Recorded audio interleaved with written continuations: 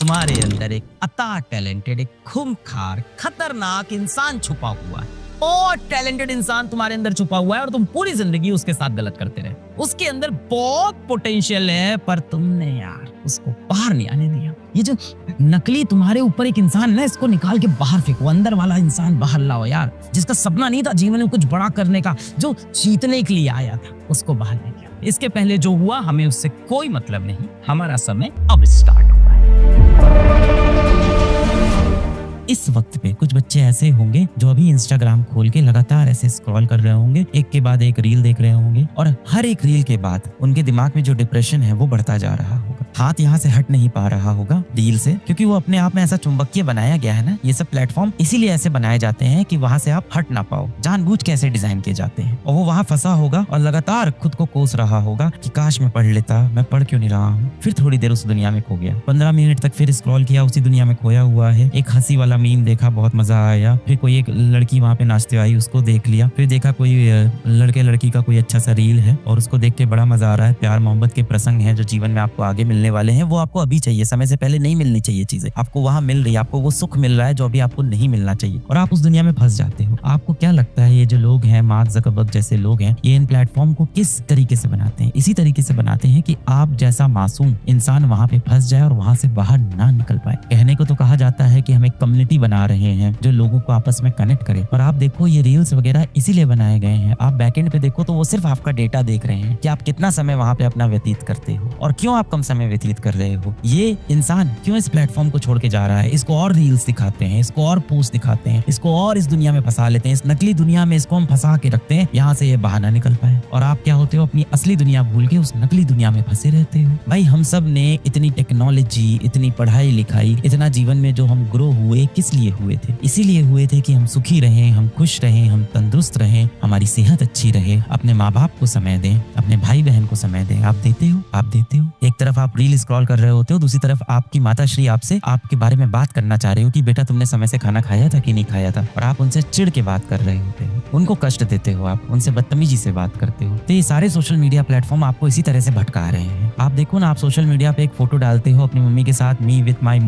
Mom is so beautiful, she is like God to me, और आप उस God के साथ घर पे कैसा व्यवहार करते हो? जब वो गॉड आके आपसे रात को 10 बजे बोलता है कि बेटा आप मोबाइल छोड़ दो, ये बंद कर दो सोशल मीडिया प्लेटफॉर्म, आप कितनी चिढ़ से उनको रिप्लाई देते हो। इस दिन के लिए थोड़ी उन्होंने आपको बड़ा किया था। आपको लगता है ना कि ये फेसबुक, व्हाट्सएप, इंस्टाग्राम आप इस्तेमाल करते हो, बिल्कुल गलत। इंस्टाग्राम, फेसबुक, व्हाट्सएप, यूट्यूब आपको इस्तेमाल करता है अपने फायदे के लिए। आप उनके लिए एक यूजर हो, आप उनके लिए एक कस्टमर हो, और आप उनके जाल में फंस जाते हो। और इस जाल में फंस के आप उनको इंपॉर्टेंस दे रहे हो, उन अनजान लोगों को यूट्यूब पे या इंस्टाग्राम पे, सोशल मीडिया में, रील्स में देख रहे हो, जिनका आपकी जिंदगी में कुछ लेना देना नहीं है। आप ये बता दो, आप 1 घंटे रील स्क्रॉल करते हो, उससे आपके जीवन में क्या वैल्यू एडिशन होता है? आप समझदार हो, पढ़े लिखे हो, 18 साल के हो, 19 साल के हो, काफी चीजें आपको समझ में आती है। ऐसा तो है नहीं कि आप बिल्कुल अनपढ़ हो बेटा, बिल्कुल आप अशिक्षित हो, आप शिक्षित हो, आपको चीजें समझ में आती है। और इसमें आप इतना फंसे रहते हो कि आपके पिताजी ऑफिस से घर लौट के आते हैं और आपसे 2 शब्द बात करना चाहते हैं, आप उनको भी समय नहीं देते हो। आप उनको क्या बहाना देते हो कि मैं पढ़ रहा हूँ, और कमरा बंद करके आप क्या पढ़ाई करते हो मोबाइल में, आपको भी पता है, मुझे भी पता है। थोड़ी हकीकत भी तो सुनो अपनी, थोड़ी सच्चाई भी तो सुनो।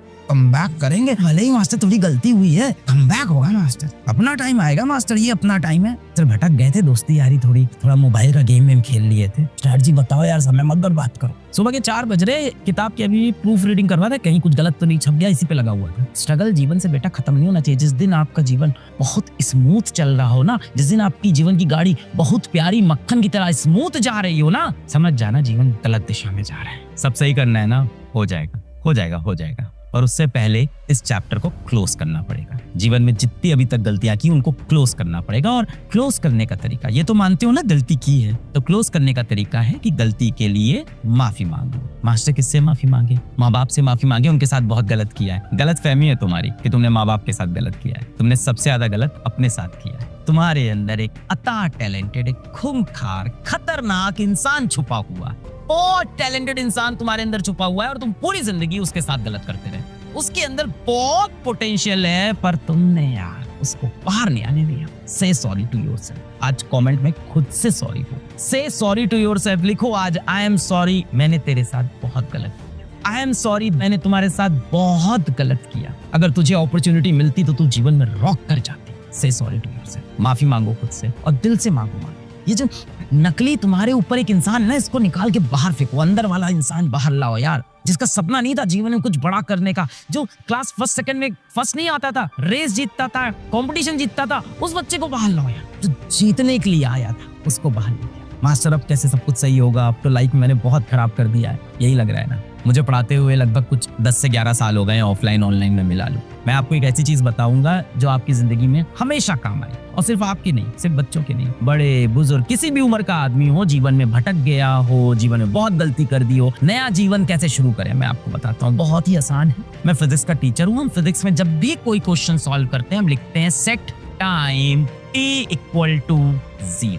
हम फिजिक्स में जब भी कोई सवाल सॉल्व करते हैं हम बोलते हैं कि समय शुरू हुआ, सेट टाइम t=0। इसके पहले जो हुआ हमें उससे कोई मतलब नहीं, हमारा समय अब स्टार्ट हुआ है। तो जीवन में जो भी हुआ उसको क्लोज करते हैं, खुद से माफी मांगेंगे, सेट टाइम t=0। कहीं ना कहीं इस समय आपके बहुत करीबी दोस्त होंगे जो आपको मैसेज करेंगे, आपसे मिलना चाहेंगे, आपके साथ घूमना चाहेंगे, और आपको उनके मैसेज को बेटा आप अवॉइड करना होगा। आपके बहुत करीबी दोस्त होंगे, आपके चाहने वाले होंगे, कोई लड़का होगा, कोई लड़की होगी, ये प्रैक्टिकल बात है, इस एज में होता है, जिनसे आप बहुत क्लोज होंगे, जिनसे आपने जीने मरने की कस्में खाई होगी, पर आपको उन लोगों से थोड़ी सी दूरी बनानी होगी। मैं ये नहीं कह रहा हूँ आप उनसे कट जाओ, उनको छोड़ दो, उनसे थोड़ी सी दूरी बनानी होगी। श्री कृष्ण ने इस बारे में बताया है भगवत गीता के अंदर कि एक लोभी मनुष्य जो होता है, जब वो नदी में होता है तो वो नदी के अंदर सोने की गठरी को बहुत कस के अपने आप में पकड़ा रहता है, और वही सोने की गठरी उसके डूबने का कारण बन जाती है। तो सही समय पे उस सोने की गठरी को समुद्र के पार जाके रख दो, बाद में आके इसको वापस उठा लेंगे। तो मैं ये बिल्कुल नहीं कह रहा हूँ कि अपने दोस्तों को छोड़ दो, और आप भी ये डरना बंद कर दो कि आपके दोस्त ने आपको मैसेज किया, आपने रिप्लाई नहीं किया, आपके दोस्त ने शाम को मिलने बुलाया तो कैसे मैं मना कर दूं, वो बुरा मान जाएगा, मैं दोस्तों से बाहर हो जाऊंगा, लोग मुझसे मिलना बंद कर देंगे। अरे ये स्कूल के दोस्त हैं यार, पूरी तरह से बेशरम होते हैं, इनको कोई फर्क नहीं पड़ता, कितनी बार भी कॉल ना उठाओ, इनको मैसेज का रिप्लाई नहीं करो, इनको समझ में आ जाएगा तुम काम कर रहे हो या कोई नई लड़की मिल गई है तुमको, तुम उसके साथ लग गए हो। तो ये अंडरस्टैंडिंग होते हैं, इनकी टेंशन मत लो। ये स्कूल के दोस्त हैं यार तुम्हारे साथ, जिसने तुमको अपने मैगी वाला टिफिन खिलाया है ना, बर्थडे में टॉफी बांटते वक्त जिसने तुम्हें सेलेक्ट किया था ना, जो पनिशमेंट में तुम्हारे साथ बाहर खड़ा हुआ है ना, वो ऐसी छोटी मोटी 3-4 महीने के आपके थोड़ा सा कटने से आपसे दूर नहीं जाएगा। ये दोस्ती,